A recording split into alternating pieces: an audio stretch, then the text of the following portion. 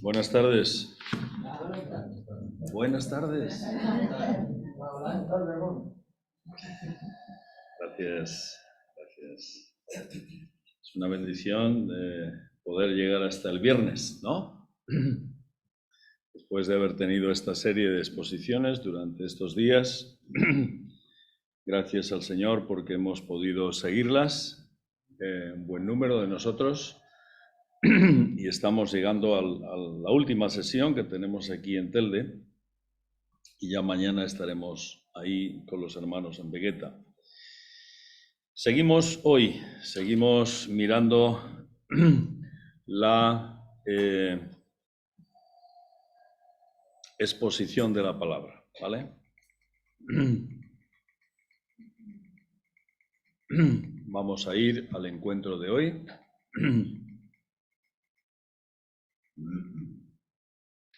donde el tema es el vivir como irreprensibles ante la grey. Por eso hemos leído estos dos pasajes de la Escritura. El ser irreprensibles como siervos del Señor. Y hoy un servidor se va a referir tanto a los hermanos que pastorean la congregación como también a los diáconos o diaconisas, ¿no?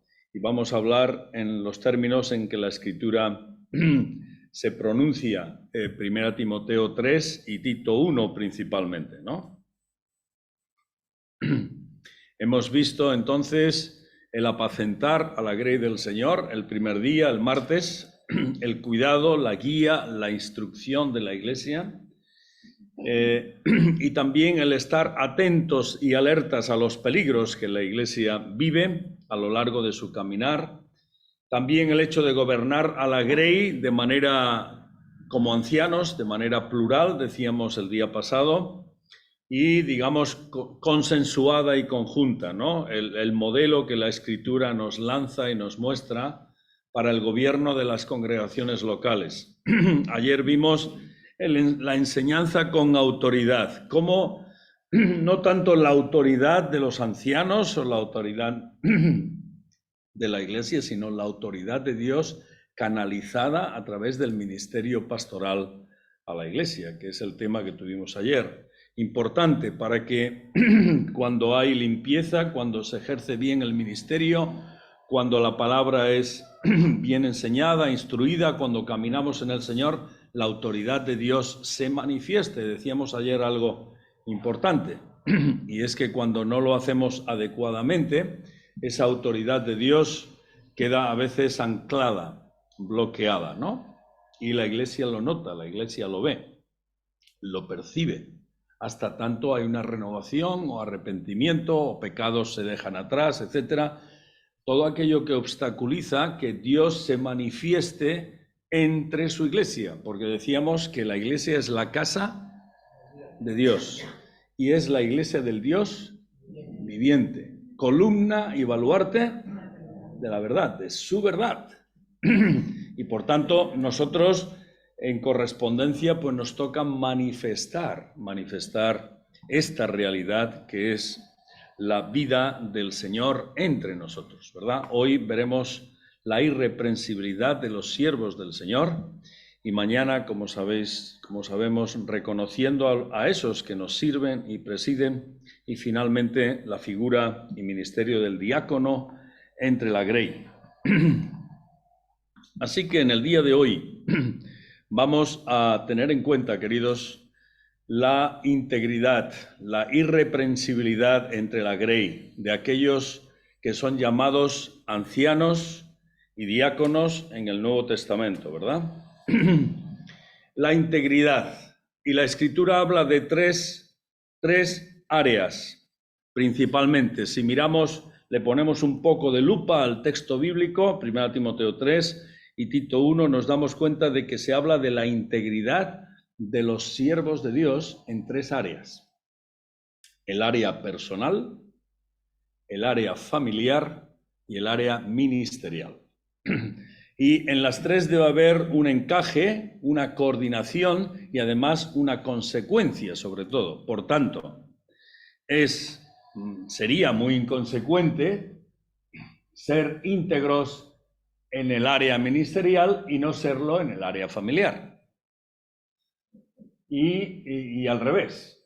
Es decir, un área lleva a la otra, una cosa lleva a la otra necesariamente. Por tanto, la característica de irreprensibles, la Escritura la muestra en estas tres áreas que forman parte de nuestra vida, que tiene que ver con nuestra propia integridad, ¿no? Ahora, ¿qué es la irreprensibilidad? ¿Qué es una persona que es irreprensible? En los textos que hemos leído, tanto Pablo cuando escribe a Timoteo como cuando escribe a Tito lo menciona. 1 Timoteo 3, Tito capítulo 1. Y también se menciona en otros lugares de la Escritura, porque el ser irreprensible no es, digamos, un prurito especial de los que sirven al Señor como ancianos o diáconos, sino se nos pide en la Escritura y se nos ruega que también vivamos de manera irreprensible todos los creyentes, ¿no? Y lo vamos a ver ahora. El término irreprensible viene un término que heredamos del griego, evidentemente, pero llega al latín, irreprensere, y significa que es una persona a la que no se puede reprender, a la que no se le puede culpar, a la que no se le puede reprochar. Por poder se puede. Ahora, no se debe, pero aunque se hiciera, una persona irreprensible, aunque se le acuse, aunque se le reproche, aunque se le culpe, si es irreprensible, se demostrará que no hay razón en ello. De hecho, muchas veces a los siervos del Señor, por mil circunstancias y por caprichos, envidias, celos y otras cuestiones, pues se les acusa. Se les acusa en privado, con el cotorreo, con la murmuración, o se les acusa en público, lo cual es más peligroso. Pero una cosa es hablar y acusar y otra es demostrar que eso es cierto. Entonces, por eso el apóstol, cuando habla a Timoteo, le dice que no admitas acusación contra un anciano. ¿Pero por qué? ¿Porque es un santo en los altares por el hecho de que ejerce el ministerio? No. Sino usa el hecho de 2 o 3 testigos que verifiquen la realidad de esa acusación. Es decir, en la vida de la Iglesia, tristemente, llegan situaciones en las cuales a los siervos de Dios se les acusa. Y si una acusación va adelante y persiste, pues entonces hay que buscar los testigos adecuados, las personas que puedan demostrar si esa acusación es cierta o es falsa. Y, digamos, no se puede a la ligera acusar a aquellos que sirven al Señor, porque son aquellos que administran la obra de Dios. Es más grave de lo que pensamos. Pero si hubiera situaciones en las cuales hay una demostración pecaminosa, no que tiene la nariz hacia la izquierda o que te mira así de reojo, que son detalles. Eso no son acusaciones, sino situaciones pecaminosas. Entonces, evidentemente, pues en la iglesia local eso se arregla a través de un equipo del propio Consejo de Ancianos, con los hermanos responsables que haya, para tratar la situación. Para poder demostrar si es cierto que a esa persona no se le puede reprender, no se le puede culpar, no se le puede reprochar. Esto es muy importante, queridos, es importantísimo para que mantengamos la santidad y el orden adecuado en la Iglesia del Señor. Y peor aún es cuando lo hacemos por lo bajini, como decimos en Bilbao. No sé si aquí se usa ese término. a escondidas. La murmuración. Ese es uno de los pecados peores que hacen daño a la iglesia. Cuando se cuchichea a un hermano y al otro, y al de más allá y al otro, y por internet, y se le dice y se llama por teléfono, y se habla de hermanos que sirven al Señor. Esto es un pecado de entrada. Porque la murmuración en las Escrituras sabéis que se condena muchas veces. No murmuréis. Se nos dice muchas veces que no lo hagamos. La murmuración es hablar mal de alguien sin que esté presente. Eso es murmurar. No es hablar a alguien cuando está presente.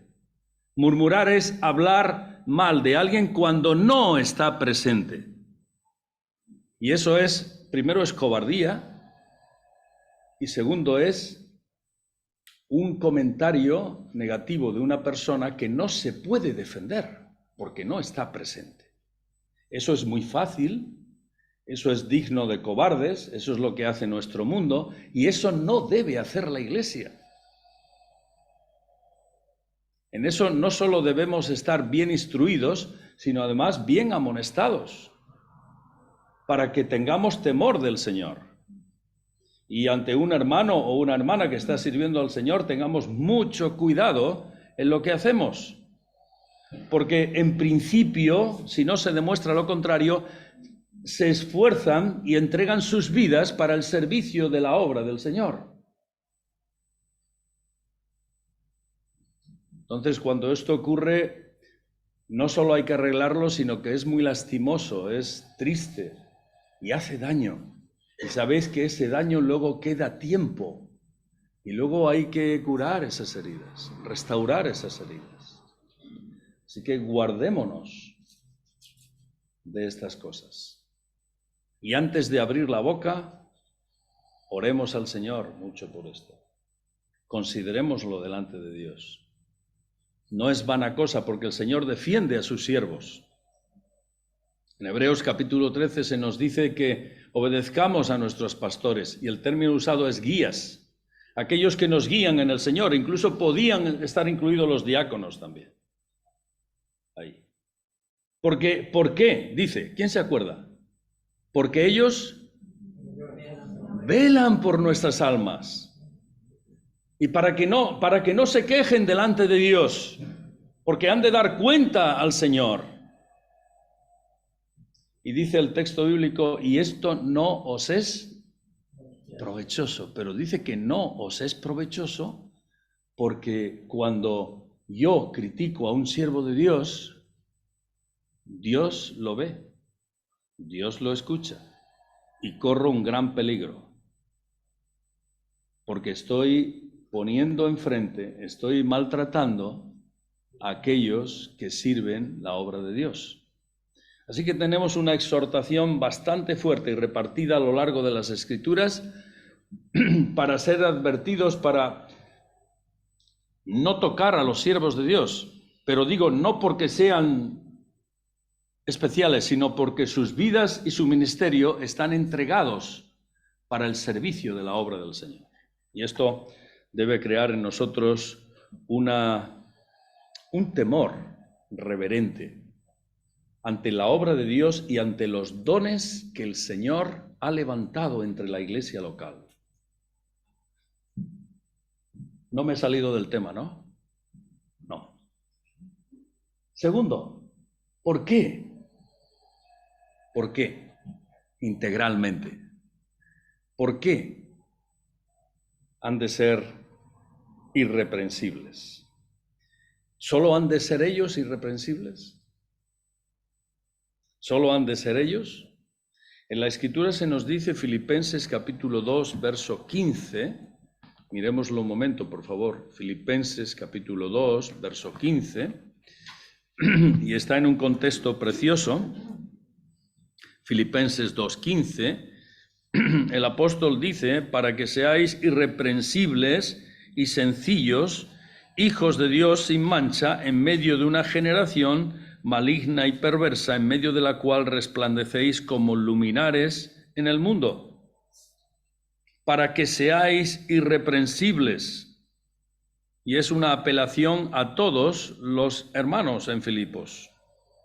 Y el contexto ahí es que ellos van a poder ser irreprensibles como hijos de Dios cuando vivan con el sentir que hubo en Cristo Jesús. Desde el verso 5 el apóstol está haciendo apelación a que tengan un mismo sentir, desde el principio del capítulo, y a que tengan el sentir de Cristo Jesús, el cual no estimó ser quien era, sino que vivió para darse, para entregarse. Y aquí tenemos lo que llamamos la kenosis de Cristo, la entrega, la humillación de aquel que era Dios, y no teniendo en cuenta quién era, pues Él se entrega por nosotros y se hace no solo hombre, sino se hace siervo, y siervo hasta lo más profundo. Y en ese contexto y con esta actitud les ruega que obedezcan la palabra que han aprendido y evidentemente pues lo hagan todo. Fijaos, verso 14, está unido: haced todo sin murmuraciones y contiendas, buscad un mismo sentir para que seáis, ¿qué? Irreprensibles. Es decir, es un mandato no solo dado a los que sirven al Señor entre la iglesia, sino también a todos los creyentes. Y eso nos habla, queridos, de que a veces cuando caemos los creyentes en estas cosas de la contienda, la murmuración, los celos, es porque no estamos mirando al Señor. Y este contexto de Filipenses 2 ya nos lo da hecho. Nos habla de que la clave es mirar a Cristo, tener el sentir que hubo en Cristo Jesús. Y cuando caminamos con este sentir, queridos, cuando caminamos con esta actitud, evidentemente muchos pecados desaparecen de nuestra mente, se desalojan de nuestro corazón y no perseveramos en esas actitudes.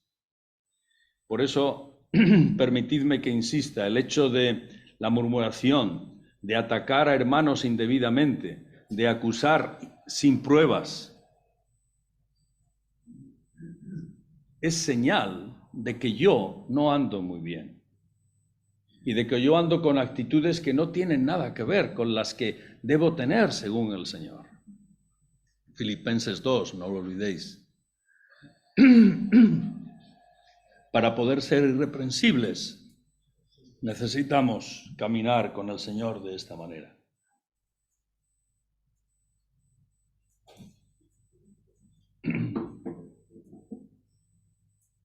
Tenemos entonces el desafío de parte del Señor. El desafío de hoy es ese. El desafío es tener en cuenta la integridad de los siervos de Dios. El desafío para ellos mismos es la integridad con la que han de vivir en estas tres áreas de la vida: la personal, la familiar y la ministerial. Y la Escritura nos da estas razones que acabo de explicar para vivir de esta manera. Ahora, el Señor nos da advertencias ante este desafío. Y es que servimos en su casa. Veíamos en estos días pasados. Necesitamos entender que es necesario vivir como irreprensibles porque servimos no a nuestros intereses, no a nuestro negocio, no a algo nuestro, sino servimos como mayordomos de algo que se nos ha dejado para que lo administremos, pero que no es nuestro. Es la obra de Dios. Y esto lo han de entender en primer lugar los siervos del Señor. Servimos en su casa, pero servimos con dones, capacidades y responsabilidades que no son nuestras. El Señor nos las ha dado. Y el Señor cuida de que su casa funcione bien. 1 Timoteo capítulo 3, verso 15, que lo hemos visto en estos días. Por tanto, el apóstol recuerda a Timoteo algo muy importante. 2 Timoteo, por favor. 2 Timoteo, capítulo 1, verso 6. 2 Timoteo, capítulo 1, verso 6. El apóstol, recordando quién era Timoteo, comienza saludándole de una manera muy cariñosa en esta carta, y en verso 6 le dice: por lo cual te aconsejo que avives el fuego del don de Dios que está en ti por la imposición de mis manos. Porque no nos ha dado Dios espíritu de cobardía, sino de poder, de amor y de dominio propio. El apóstol recuerda quién era Timoteo, este muchacho en el cual había sido educado en casa de una familia preciosa. Esas mujeres, Loida y Eunice, que habían sido la cuna para él y que habían servido para su formación en la fe. Y entonces él apela a la fe no fingida que hay en él también, al igual que la hubo en su madre y en su abuela. Entonces le recuerda que avive. Y el término usado ahí por el apóstol es reaviva, Timoteo, el fuego del don de Dios que está en ti. Y dice: por la imposición de mis manos. El término no significa necesariamente que la imposición de las manos fue algo automático, por lo cual Timoteo recibió el don de Dios, sino que la imposición de las manos fue la confirmación de que en Timoteo los dones de Dios estaban siendo activados debido a su fe. No es que al imponer las manos a alguien, pues se produce algo mágico. El apóstol está hablando de que una vez que fue encomendado Timoteo por el presbiterio en su iglesia, en medio del cual estaba Pablo, pues este hombre se demostró, se manifestó los dones de Dios que había en él, ¿verdad? O se estaban manifestando. Y ahora le recuerda que tiene que reaviva ese fuego del don de Dios. Y más adelante, en capítulo 2, verso 1, le dice: tú pues, hijo mío, esfuérzate en la gracia que es en Cristo Jesús. Tenemos en nuestra versión del 60, Reina Valera, el término concreto es: revístete de poder en la gracia en Cristo Jesús. Es decir, le da dos pautas de refuerzo. Reaviva lo que está en ti, que Dios ha puesto en ti, y revístete del poder con el que Dios te ha capacitado. Le está diciendo: Timoteo, necesitas ser consciente y mantenerte delante del Señor firme conforme a lo que has recibido y conforme a las capacidades y responsabilidades que el Señor te ha dado en su obra.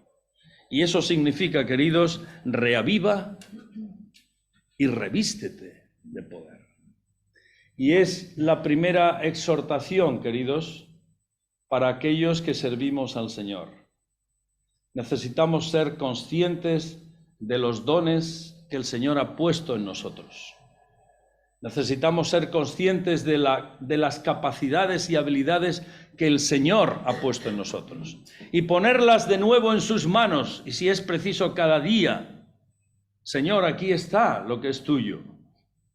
No me mantengas inconsciente. No me mantengas ajeno a lo que has puesto en mi vida. Fortaléceme con tu gracia. Renueva mi ánimo. ¿Recordáis cuando Moisés está traspasando el liderazgo y el ministerio a Josué? Te recuerdo, Josué. Esfuérzate, ¿y qué? Sé valiente. Josué ya lo era desde joven. Pero Moisés tiene que recordar estas pautas. Y nosotros, como hijos de Dios, sirviendo al Señor, necesitamos reforzar, recordar. Necesitamos renovar nuestros corazones. Necesitamos reconsagrarnos al Señor.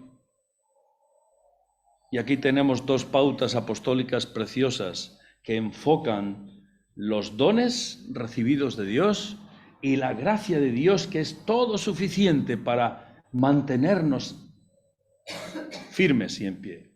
Y además, yo diría, una de las oraciones que podemos hacer por aquellos que nos sirven y nos presiden es rogar al Señor por ellos, para que se mantengan conscientes, reavivados y revestidos de la gracia de Dios. Fijaos qué lejos está esto de intentar tumbarlos, criticarlos, murmurar.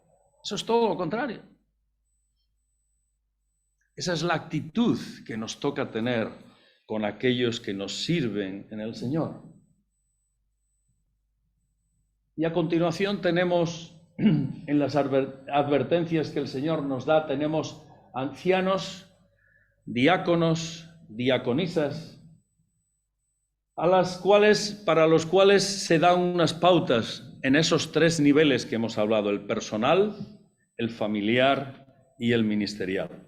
Dicho sea de paso, porque hay autores y hay iglesias, hermanas queridas, que, digamos, por años además, pues a veces se ha entendido que la apelación que se hace a las hermanas, pues no necesariamente era una apelación a diaconisas, sino a veces pues a esposas de los diáconos, o también a hermanas que ayudaban a los diáconos.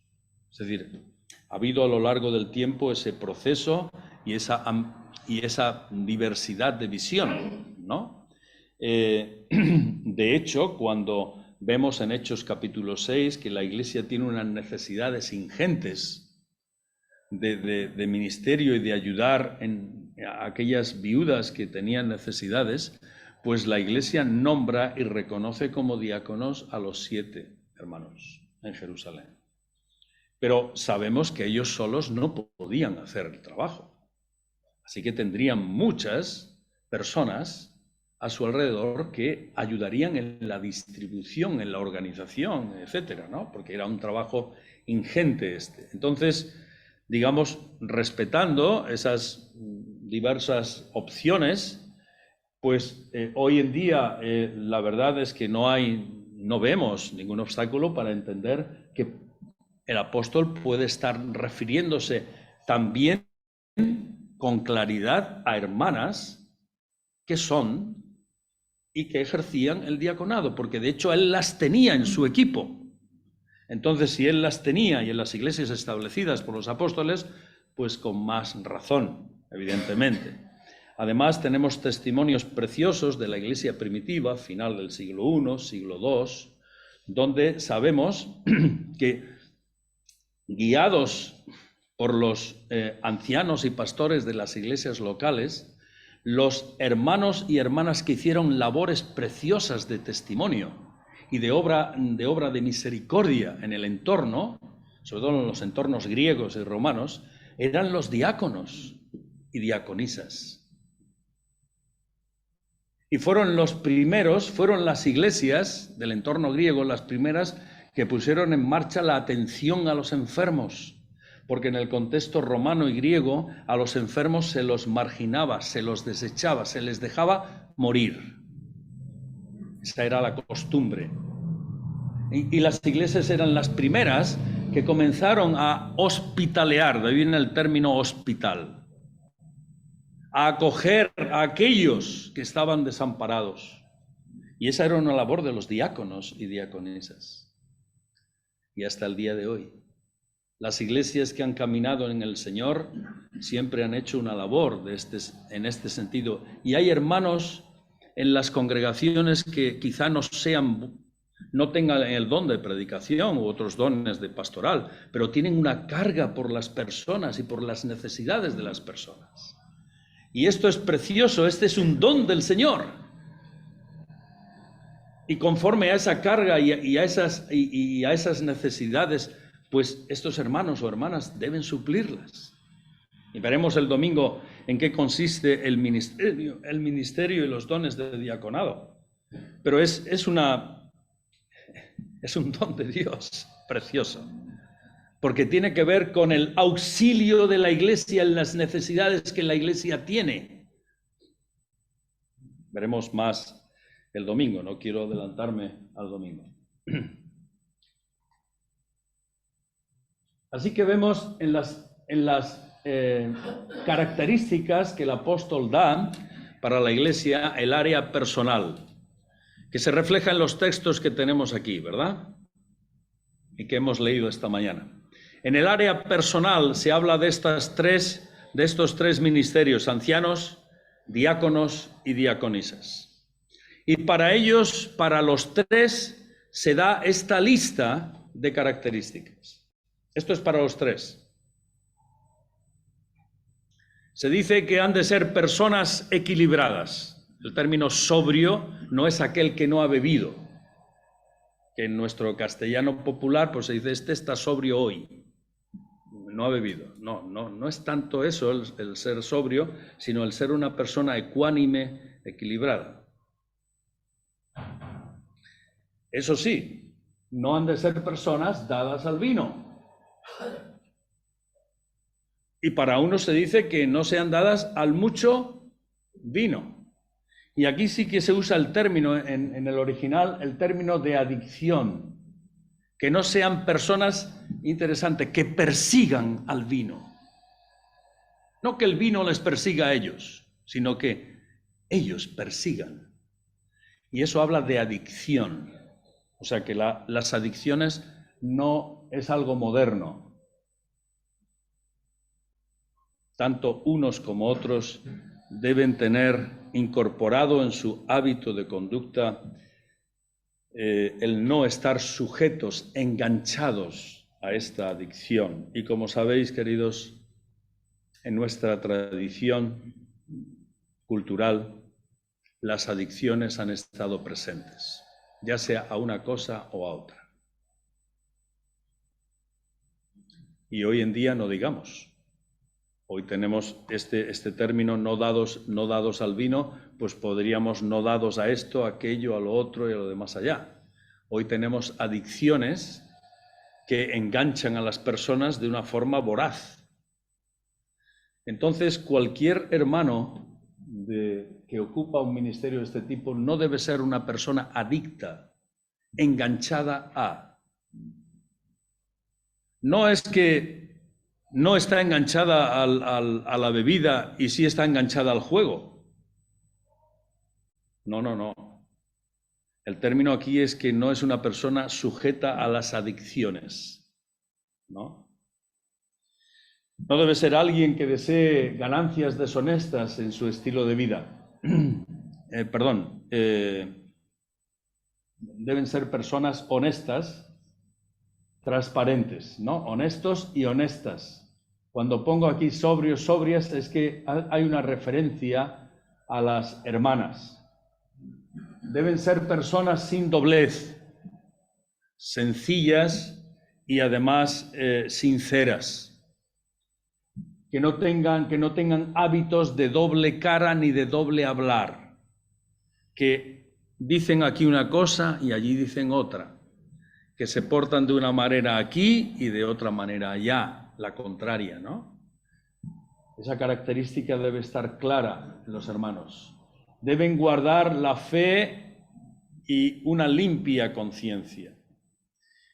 Guardar la fe, estamos explicando estos días lo que es, los parámetros de la fe, pero expliqué ayer lo que es vivir con una limpia conciencia, es no dejar que la conciencia, digamos, te esté herida, te contradiga, y no escucharla hasta llegar al momento de cauterizarla. Esto no debe existir en el siervo de Dios, en aquellos que sirven al Señor, sino debe haber una conciencia limpia delante de Dios. Cuando al apóstol Pablo le acusaban de ser un infiel, él decía: sirvo a Dios desde mis mayores con limpia conciencia. Y eso era un término usado por los hebreos, por los maestros de aquel tiempo. Eso era un golpe dado a ellos, porque no le podían acusar de nada. Solo eran falsas acusaciones que le hacían. Por eso él insistía en defenderse, porque delante de Dios y de los hombres él no estaba siendo infiel a nadie. Y eso nos habla también, queridos, de que cuando se acusa a alguien a veces es difícil defenderse.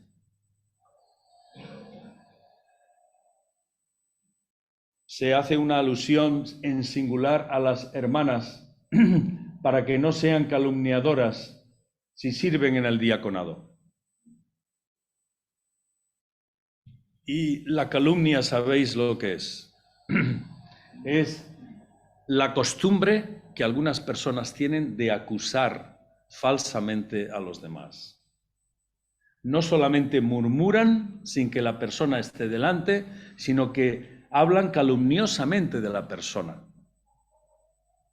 Y hablan a unos y a otros, ¿no?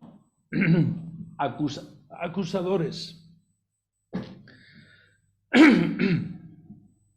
Se dice que el diablo es el acusador de nuestros hermanos.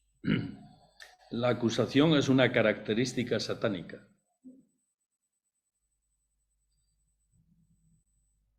Por tanto, no toca imitar esas cualidades. Se dice algo muy bonito, y es que aquellos que ministraron bien, aquellos que han, el término en nuestra versión dice los que han ejercido bien el diaconado. Exactamente, el texto dice los que han ministrado o ministraron bien, adquieren mucha honra y mucha confianza en la Iglesia. Y es precioso, queridos, darnos cuenta que cuando ha habido hermanos y hermanas que nos han servido bien durante tiempo, en todas las circunstancias, ellos generan un crédito sobre sus ministerios y sus vidas y llegan a ser honrados y llegan a ser muy confiables. Y esto es una bendición. Entonces, si generan honra y llegan a ser muy confiables, ojo con las acusaciones, porque este es un crédito que el Señor les ha dado por su buen servicio y ministerio a lo largo del tiempo. Y se hace una alusión a las hermanas diaconisas para que sean fieles en todo. Quizá esta característica es una apelación a que no sean parciales, a que no sean fieles en algunas cosas que les parecen o les gustan y en otras no. El término tiene que ver con la imparcialidad, ser fieles al Señor en todo aquello que tiene que ver con el ministerio que ellas llevan a cabo.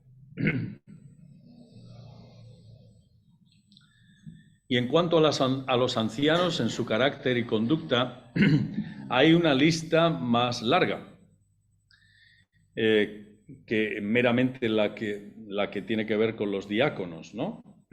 Y es por el hecho de que ellos hacen una labor de administración del pueblo de Dios. Y es una lista, no nos da tiempo a examinar, como podéis imaginar en esta tarde, porque las características son preciosas. Pero yo voy a destacar algunas, quizás, ¿no? Por ejemplo, el hecho de ser aptos para enseñar.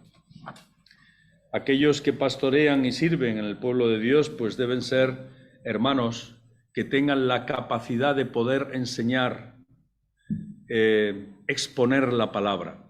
Quizá no puedan llegar algunos a ser maestros consumados de la palabra, pero sí tener la aptitud para poder enseñarla, exponerla, comunicarla a la Iglesia con enseñanza y exhortación, que no necesariamente hay que ser un erudito ni un doctor para exponer la palabra y exhortar, porque muchas veces el Espíritu Santo está guiando. De hecho, en la experiencia nuestra y vuestra, como sabéis, ha habido hermanos sencillos que no han tenido una gran preparación formal o académica, pero hermanos muy usados por el Señor. Los ha habido, los hay y los habrá. Es decir, la aptitud para enseñar no es la formación académica. La aptitud es el corazón para enseñar a los demás, con el tono de exhortación. Los ancianos no deben ser peleones.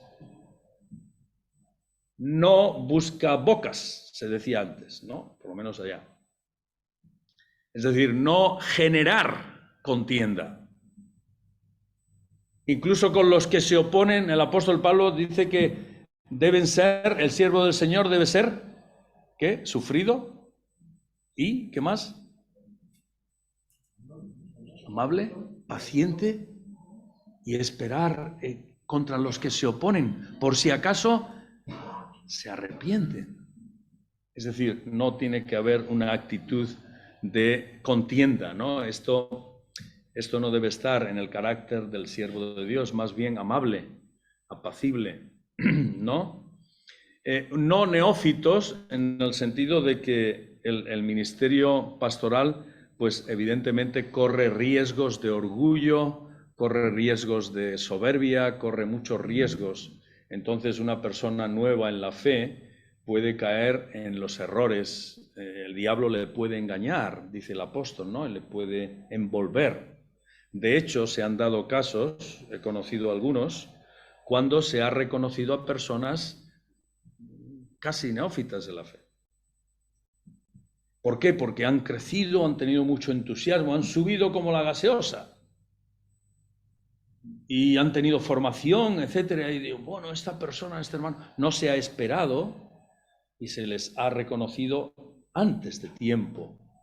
Y luego han venido las facturas, tristemente. Entonces la Escritura nos advierte a no tener, a tener en cuenta este tema, ¿no? Este asunto.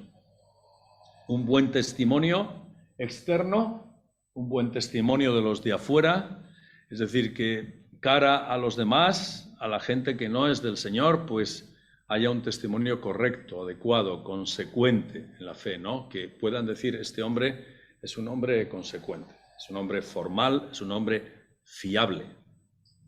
La gente quizá no pueda decir más, pero por lo menos conoce de la vida íntegra de esta persona en su aspecto público, ¿no?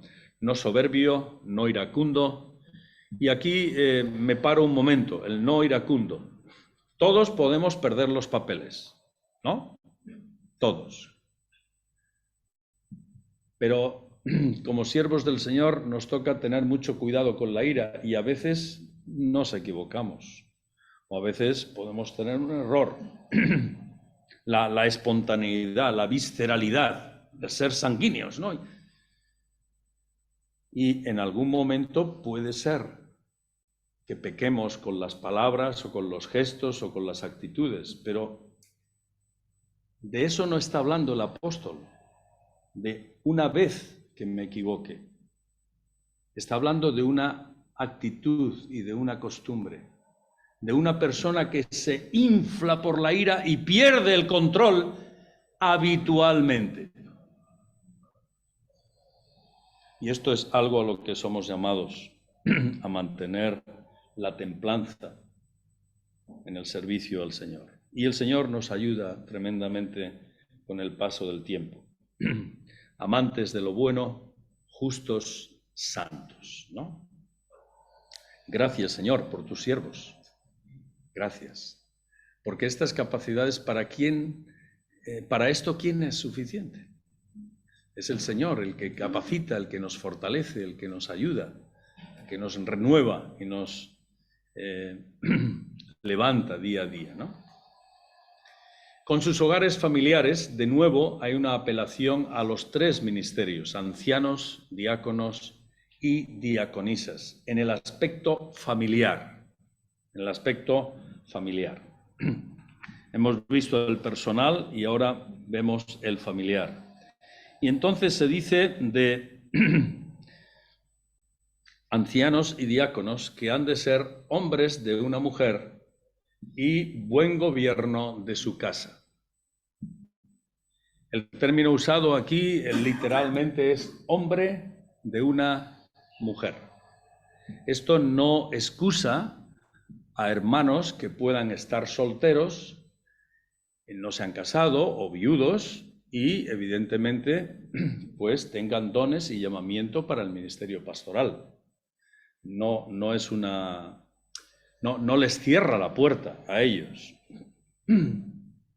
Evidentemente no tienen quizás, perdón, quizás no pueden tener el alcance con las familias que puede tener un hermano casado, pero no cierra la puerta. El término aquí es hombre de una mujer. Es una referencia al saltimbanqui, al fornicario, al hombre que tiene relaciones o que acostumbraba, antes de conocer a Cristo, a tener relaciones con diversas mujeres. Y es una apelación también al problema que había en aquel tiempo, en el que cuando se trabajaba en el entorno gentil y griego, pues había familias en las cuales, según las costumbres paganas, pues había hombres que tenían más de una mujer, que es lo que ocurre hoy en algunas culturas nuestras, a día de hoy. Entonces, el apóstol dice que un hermano que se hubiera convertido y tenía más de una mujer que lo sabía, y entonces cuando venían al Señor y se convertían, pues no era cuestión de que echara a las demás y a los hijos, y tenían que conservar ese estilo de vida porque ya lo traían de atrás, pero no que no fuese colocado en el liderazgo ese tipo de hermano. Quizá podía ayudar y hacer otras cosas. Entonces, como ancianos y diáconos no podían estar en esa situación, ¿no? Y también hay una apelación, que este es un tema que nos daría para mucho tiempo, al buen gobierno de la casa, ¿no? Dice el apóstol que si no se gobierna bien la casa, pues ¿cómo se va a poder gobernar la iglesia? Es algo lógico, ¿no? En ese sentido. Y el gobierno de la casa, en referencia a los ancianos y diáconos, incluye a las esposas. Y quisiera decir brevemente a las queridas esposas que vosotras, junto con esos hermanos que pueden ser ancianos y diáconos, formáis un conjunto y un equipo silencioso, invisible muchas veces, pero sufrido, fiel, columnas del hogar, columnas con los hijos, sufrientes, y que a veces los hombres que están delante o que han estado o están con la iglesia en multitud de cosas y con los demás, y vosotras estáis detrás, habéis estado. Gracias al Señor por hermanas, y aquí estáis algunas, que habéis hecho esto pacientemente esperando en el Señor. Porque para el Señor eso no es desconocido, para el Señor eso es muy válido. Y estáis honrando el matrimonio, estáis honrando el hogar, vuestros hijos eso lo han aprendido y lo han metido en su alma para siempre, y estáis honrando sobre todo a nuestro Señor, ¿no? Así que gracias, queridas, por ese buen y fiel trabajo que se hace normalmente detrás del varón, detrás del hombre, pero que es fundamental. Iba a decir un chiste, pero no lo voy a decir ahora. Pero hay hombres que son lo que son porque tienen detrás a una esposa así. Indudable. Porque si la esposa no fuese como debe ser, ese hombre no podría, ¿qué?, desarrollar su ministerio. Gracias, hermanas. Gracias al Señor. Es una bendición que sirváis de corazón y además con una actitud servicial y única. De hecho, es precioso. A mí me gusta leer de vez en cuando los pasajes. Lucas, el evangelista Lucas, lo describe quizá con más detalle, esas hermanas que servían al ministerio del Señor Jesús. Están ahí calladas. El Señor no nombró apóstolas en ninguna de ellas, pero estaban en el corazón del Señor. Las quería inmensamente. ¿Por qué? Porque eran mujeres que servían de corazón.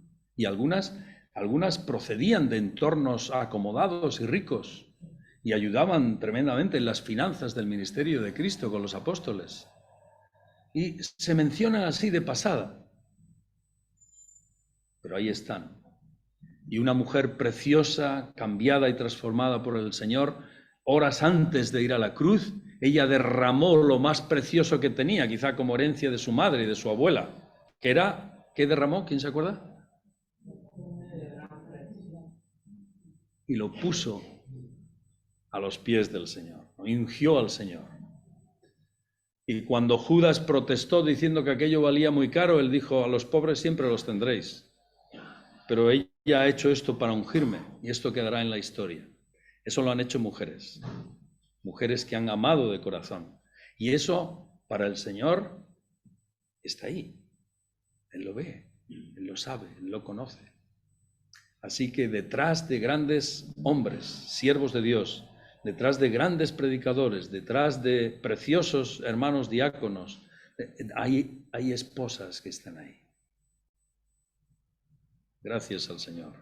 Se habla también de los ancianos a nivel familiar que han de proveer para que sus hogares sean lugares de acogida, de hospedaje, de cobijo, ¿no? Para aquellos hermanos que lo necesitan, ya sea porque pasan por el hogar o por la iglesia o porque hay algunas necesidades especiales como ya conocemos. Y finalmente, pues se habla de los hermanos que pueden vivir la irreprensibilidad desde sus ministerios, ¿no? Y entonces, tanto en Tito capítulo 1 como Primera de Pedro 5, ya hemos visto alguno de estos textos, pues se habla que los ancianos sean hermanos que puedan retener la palabra fiel que les ha sido enseñada. ¿Para qué? Porque si ellos son fieles reteniendo la sana enseñanza y la sana doctrina, van a poder exhortar y además refutar, dice el apóstol, a aquellos que se oponen, cosa que parece era común en Creta, ¿no? A donde el apóstol envió a Tito. Retenedores, hombres fieles, que no cambian, que no van de moda en moda, que hoy creían una cosa y mañana creen otra, sino que retienen la enseñanza recibida. Importante en el ministerio pastoral, ser conscientes de que somos llamados a guardar el buen depósito. Eso significa esto, retener, conservar, mantener, guardar el buen depósito de la fe. Hacerlo voluntariamente y no por fuerza, con ánimo pronto, no por ganancia deshonesta, y como ejemplos de la grey, no enseñoreándose. Vimos estas características el día pasado. Así que estos, queridos, estas son las características relacionadas con los ministerios pastorales y de diaconía en la Iglesia del Señor. Ojalá que podáis tener pronto, quizás sería bonito estudiar estas características en detalle, pero entendéis que aquí con una hora y poquito, pues no nos da tiempo a perfilar con más concreción los detalles, pero si es de estímulo para algunos, para que podáis estudiarlo mejor, será una bendición. Así que hay unos desafíos para ancianos y diáconos en cuanto a lo irreprensible entre la grey del Señor, la integridad. La integridad en estos ámbitos, la vida personal, la vida familiar y la vida de ministerio. Y eso tiene que ver tanto con la pastoral de la Iglesia como con los diversos ministerios que junto con los ancianos se desarrollan en la Iglesia. Son ministerios de diaconía, de servicio al Señor, ¿no? ¿Por qué? Porque servimos en la casa de Dios y nos toca hacerlo con esta integridad que apunta a la Escritura. La Iglesia es su casa y somos llamados a servir de manera irreprensible al Señor con estas características y bajo estos parámetros. Mañana, Dios mediante, estaremos viendo el reconocimiento que precisan y merecen los hermanos que nos sirven y nos presiden en el Señor. Y esperamos a las 6 de la tarde. Estamos citados en Vegueta, junto con otros hermanos que llegarán, Dios mediante, para hacer este reconocimiento, ¿no? Y aquí está Natanael y también Pablo, no sé si están esta tarde, Pablo, Francisco está por aquí, Francisco, y también Teresa. Teresa, te he visto antes, aquí está Teresa. No Teresa de Jesús, sino Teresa, la sierva del Señor Jesús. Muy bien. Finalmente, antes de acabar esta tarde, ya que este tema es positivo y temático, pues es emblemático para vosotros y es fundamental para la vida de la Iglesia, quisiéramos acabar dando gracias al Señor por vosotros, y algunos no estarán esta tarde, pero por los que estáis, que habéis servido y presidido a la Iglesia del Señor. Y lo habéis hecho junto con vuestras esposas.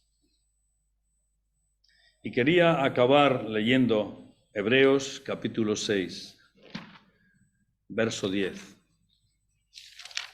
Algunos ya están con el Señor en la obra aquí en Gran Canaria y lo han servido. Manolo León me estaba contando de algunos hermanos que han sido siervos del Señor en los años pasados y ya están en su presencia.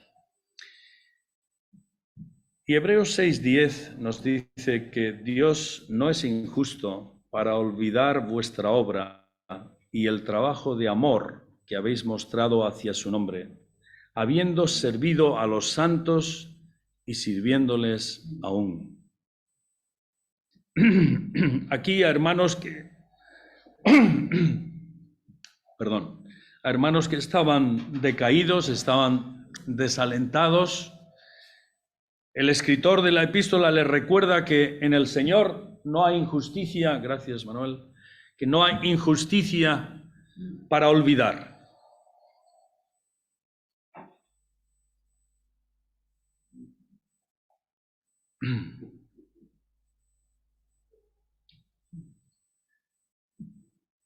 Y permitid que recuerde que no tenemos un Dios olvidadizo, sino un Dios eterno, un Dios consciente, un Dios omnipresente y un Dios que conoce nuestros corazones.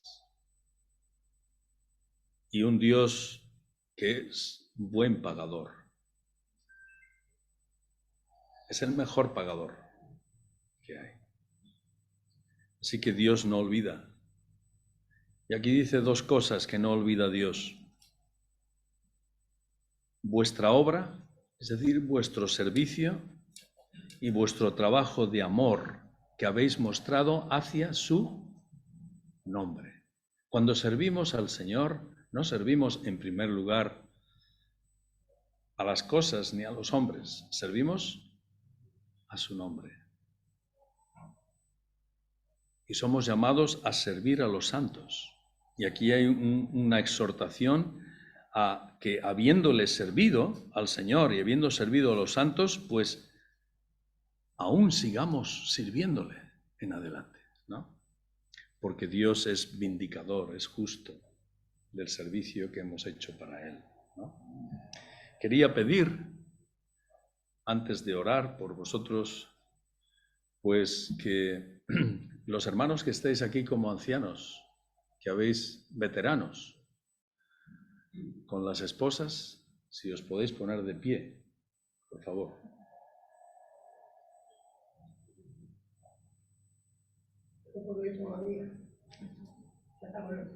Pero ¿está usted?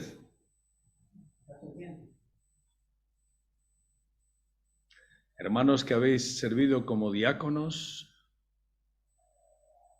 o parte del equipo pastoral,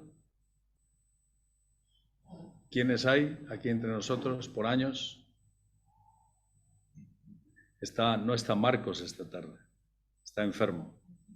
Puedes levantarte, Maripino, su lugar. ¿Hay algún hermano más que no se atreve, quizá por timidez, que ha servido al Señor? Muy bien, Manolo. Flora. Gracias al Señor. Vamos a orar. Bendecimos tu nombre. Señor, gracias por los dones, el ministerio y la capacidad para servirte mirándote a ti. Capacidad que nos has dado por años, que has dado a mis hermanos.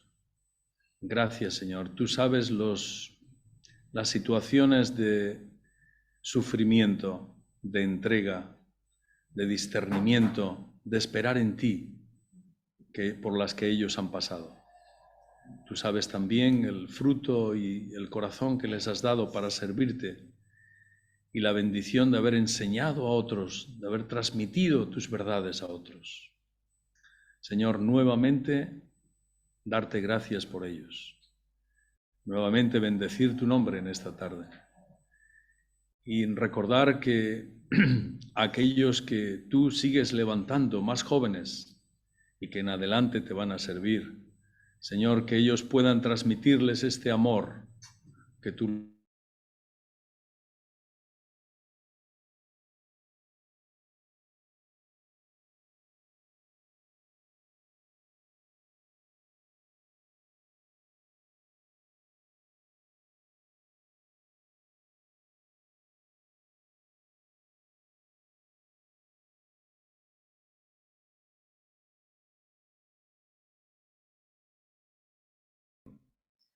y ninguno se desaliente, ni caiga en la pereza, dice el verso siguiente, que no lo he leído, ¿no? Sino que vayamos adelante. Creo que tenemos una canción, un himno bonito, ¿no? Con el que acabar ahora.